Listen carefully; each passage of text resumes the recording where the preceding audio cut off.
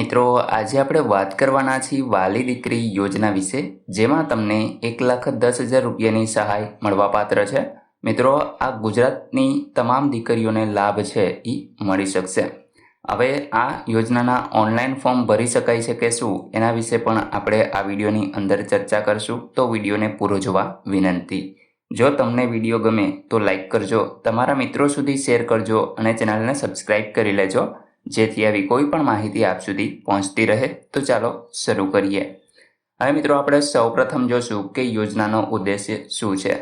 તો કે દીકરીઓનું જન્મ પ્રમાણ વધારવું, દીકરીઓનું શિક્ષણમાં ડ્રોપ આઉટ રેશિયો ઘટાડવો, દીકરીઓ તથા સ્ત્રીઓનું સમાજમાં સર્વાંગી સશક્તિકરણ કરવું અને બાળ લગ્ન અટકાવવા. તો મિત્રો, આવા જે મુદ્દા છે એ આ યોજનાનો મુખ્ય ઉદ્દેશ્ય છે.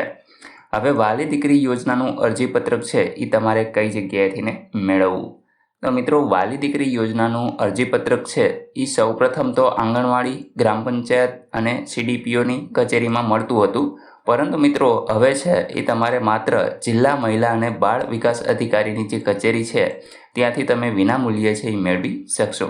તો મિત્રો, હવે આંગણવાડી અથવા ગ્રામ પંચાયત કે CDPOની ઓફિસેથી તમને નથી મળતું, પરંતુ તમારે હવે જિલ્લા મહિલા અને બાળ વિકાસ અધિકારીની જે કચેરી છે ત્યાંથી તમે મેળવી શકશો.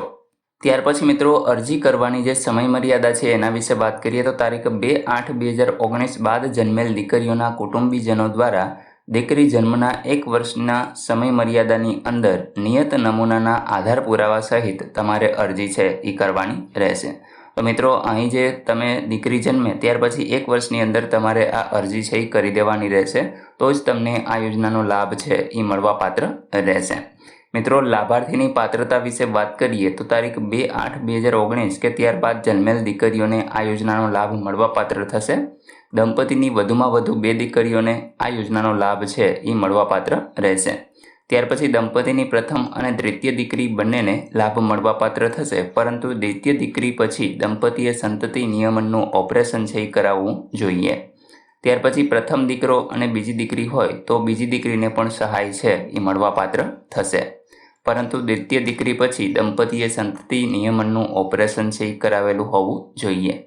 પ્રથમ દીકરો અને બીજી બંને દીકરી એટલે કે જોડિયા કે તેથી વધુ એક સાથે જન્મવાના અપવાદરૂપ કિસ્સાની અંદર તમામ દીકરીઓને આ યોજનાનો લાભ છે એ મળવાપાત્ર થશે, પરંતુ દ્વિતીય દીકરી પછી દંપતીએ સંતતિ નિયમનનું ઓપરેશન છે એ કરાવેલું હોવું જોઈએ.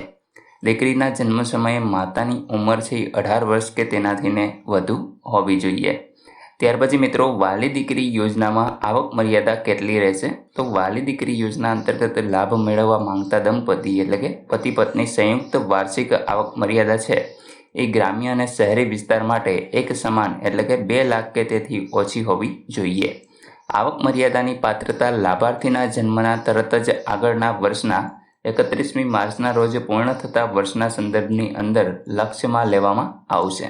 હવે મિત્રો, મળવાપાત્ર લાભ શું રહેશે. તો કે વાલી દીકરી યોજનાની અંદર 3 હપ્તામાં તમને લાભ છે એ મળશે. તો એમાં પ્રથમ હપ્તો છે જ્યારે દીકરી તમારી પ્રથમ ધોરણની અંદર પ્રવેશ કરશે ત્યારે 4,000 રૂપિયા મળશે. ત્યાર પછી બીજો હપ્તો છે જે 9મા ધોરણની વખતે પ્રવેશ વખતે તમને 6,000 રૂપિયા મળવાપાત્ર છે. અને છેલ્લો હપ્તો જ્યારે તમારી દીકરી 18 વર્ષની ઉંમરે ઉચ્ચ શિક્ષણ અથવા તો લગ્ન સહાય તરીકે કુલ 1 લાખ રૂપિયા સુધીની સહાય છે એ તમને મળશે, પરંતુ દીકરીના બાળ લગ્ન થયેલા હોવા જોઈએ નહીં.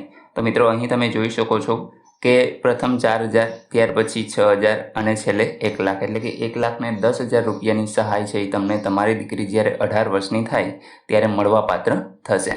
ત્યાર પછી મિત્રો, અરજી સાથે તમારે કયા આધાર પુરાવા છે એ રજૂ કરવાના છે.